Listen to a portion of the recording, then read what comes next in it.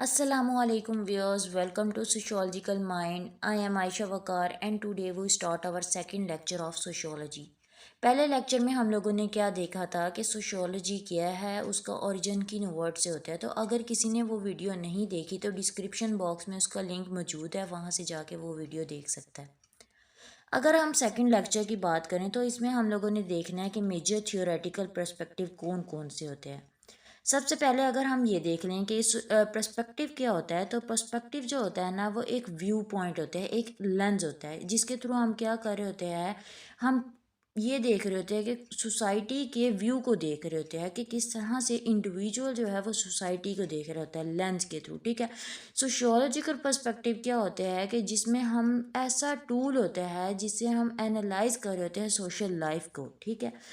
अब प्रोस्पेक्टिव को हम लोग एक ब्रॉड अजम्पशंस के तौर पर भी देख रहे होते हैं सोसाइटी के रिलेटेड या फिर सोशल बिहेवियर के रिलेटेड, जो कि ये प्रोवाइड कर रहा होता है पॉइंट ऑफ व्यू को कि किस तरह से हम लोग स्पेसिफिक प्रॉब्लम को स्टडी कर सकते हैं। अब सोशियोलॉजी में 4 जनरल पर्सपेक्टिव होते हैं। सबसे पहले आ जाता है एवोल्यूशनरी पर्सपेक्टिव, सेकंड पे फंक्शनलिस्ट आ जाता है, थर्ड पे कॉन्फ्लिक्ट आ जाता है और फोर्थ पे सिंबॉलिक पर्सपेक्टिव आ जाता है। अब बहुत ज़्यादा सोशियोलॉजिस्ट जो है वो थियोरेटिकल पर्सपेक्टिव को किस तरह से बयान करते हैं कि फॉर एग्जांपल पर्सपेक्टिव की अगर हम एग्जांपल ले लें कि फॉर एग्जांपल एक बिजी सा शॉपिंग स्ट्रीट है। ठीक है। वहाँ पर 5 लोग होते हैं। एक पिक पॉकेट होता है यानी कि जेब तराश होता है, एक पुलिस ऑफिसर होता है, एक रोड का स्वीपर होता है और एक जो खरीदार होता है वो होता है, और एक 5वें नंबर पे कौन होता है, शॉपकीपर होता है।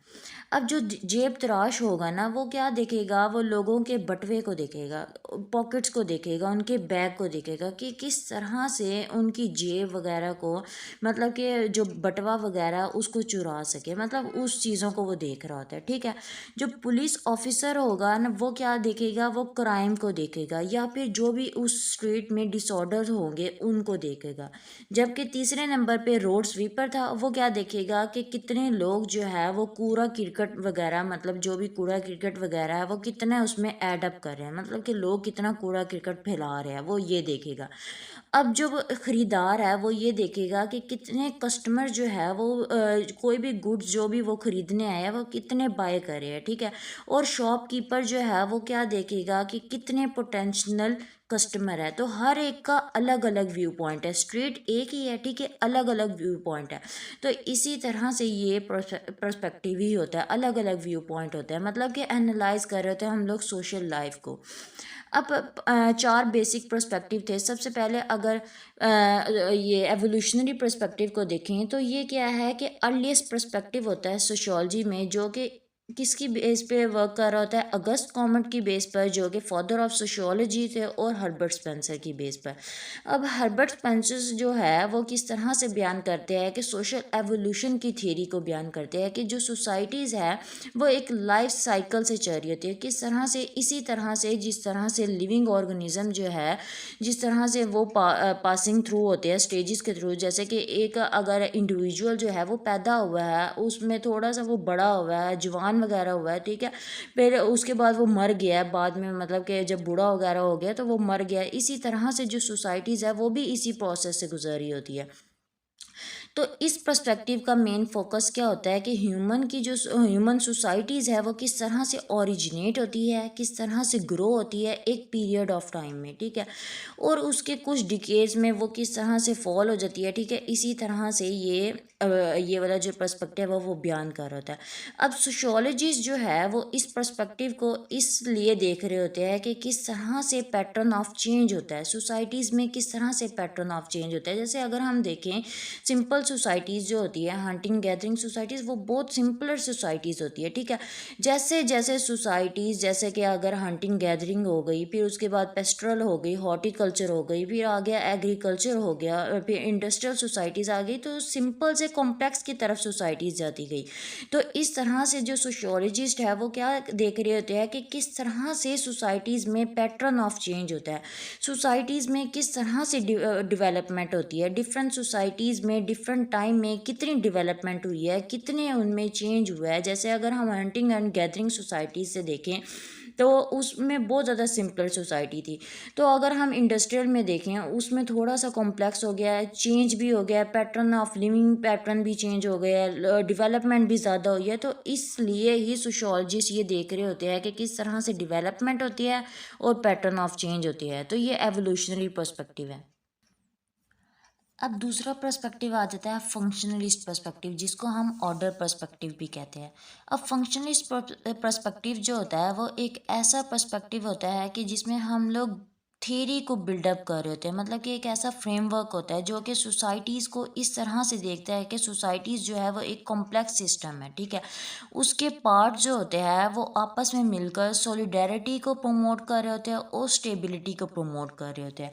तो अगर फंक्शनलिस्ट पर्सपेक्टिव को देखें तो वो किस तरह से सोसाइटीज़ को देख रही होती है कि उनका मेन फोकस किसके ऊपर होता है कि किस तरह से जो सोसाइटीज़ है वो फंक्शन कर रही है, उनमें पॉजिटिव इफेक्ट कितना है, ठीक है, उनमें स्टेबिलिटी कितनी है एज अ होल।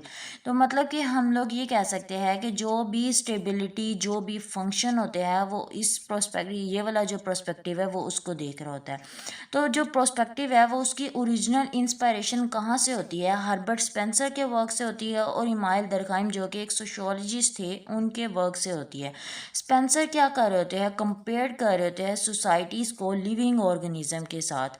जैसे कि अगर हम एक ऑर्गेनिज्म को देखें तो उसका एक स्ट्रक्चर होता है, उसमें क्या होता है कि उसका सर होता है, उसका दिल वगैरह होता है, इसी तरह से बाकी पार्ट्स होते हैं और बाकी पार्ट्स क्या करते हैं, मिलकर एक फंक्शन बनाते हैं और फंक्शन जो बनाते हैं उससे क्या होता है कि एक पूरा सिस्टम जो है वो बन जाता है, ठीक है। इसी तरह से सोसाइटीज़ होती है, सोसाइटीज़ के अपने स्ट्रक्चर होता है, अपना फंक्शन होता है और वो क्या कर रही होती है, वो मिलकर स्टेबिलिटी ला रही होती है, सॉलिडेरिटी को प्रमोट कर रही होती है। जैसे कि अगर सोशल इंस्टीट्यूशन है जिसमें फैमिलीज़ आ गया, फैमिली हो गई, रिलीजन होगी, मिलिट्री वगैरह होगी, वो एक साथ मिलकर एक सिस्टम को बनाते हैं और सिस्टम जो है वो मिलकर एक फंक्शन वगैरह, मतलब फंक्शन जो भी परफॉर्म कर रहे होते हैं वो इस तरह से परफॉर्म कर रहे होते हैं। मतलब कि अगर हम ऑर्गन्स को देख लें, ऑर्गन्स जितने भी ये ह्यूमन के जो होते हैं ऑर्गन्स, उसको अगर हम सोसाइटीज़ के पार्ट से, सोसाइटीज़ के इंस्टीट्यूशन से कंपेयर करें तो वो इसी तरह से होंगे। मतलब अगर हम ये कह सकते हैं कि अगर एक फंक्शन में, मतलब ये अगर ह्यूमन का अगर एक फंक्शन जो है वो डिस्टर्ब हो जाता है तो इससे क्या होता है कि ह्यूमन की पूरी बॉडी जो है वो डिस्टर्ब हो जाती है। इसी तरह से सोसाइटीज़ होती है, सोसाइटीज़ का अगर एक इंस्टीट्यूशन, अगर एक फंक्शन सही तरीके से काम नहीं कर रहा होता तो उससे क्या होती है कि पूरी सोसाइटीज़ जो है वो उसके ऊपर अफेक्ट कर रही होती है। तो फंक्शनलिस्ट थेरीज जो है वो इसी तरह से इम्प्लाइज होती है कि सोसाइटीज़ जो है वो किस तरह से ऑर्गेनाइज्ड होती है, किस तरह से स्टेबल होती है, किस तरह से वेल इंटीग्रेटेड सिस्टम होता है और वो प्रोमोट कर रहा होता है बेसिक वैल्यूज़ को, जो भी मेंबर्स जो है वो एग्री कर रहे होते हैं। नॉर्मल कंडीशन में क्या होता है कि जो सोशल सिस्टम है, जैसा कि स्कूल हो गया, फैमिली होगी, स्टेट हो गई, वो किस तरह से एक दूसरे के अंदर फिट है, ठीक है, किस तरह से वो मेंटेन करे ओवरऑल स्टेबिलिटी को। तो फंक्शनलिस्ट व्यू क्या होता है कि एक सोसाइटीज़ जो है वो किस तरह से इक्विलिब्रियम लाती है, उसमें कितनी टेंडेंसी होती है इक्विलिब्रियम को, और कितनी टेंडेंसी होती है उस इक्विलिब्रियम जो भी बैलेंस वगैरह उसको बैलेंस करने की कितनी टेंडेंसी होती है। तो अगर एक सिस्टम क्या होता है कि डिस्टर्ब होता है तो इससे क्या होता है कि पूरी सोसाइटीज़ जो है वो उसके ऊपर अफेक्ट कर रहा होता है, पूरी सोसाइटी के ऊपर वो अफेक्ट कर रहा होता है, मतलब कि डिस्टर्बेंस क्रिएट हो जाती है। तो मेन फोकस क्या था फंक्शनलिस्ट का, वो यही था कि सोशल ऑर्डर किस तरह से आता है, स्टेबिलिटी किस तरह से आती है और इक्विलिब्रियम किस तरह से आती है सोसाइटीज़ में।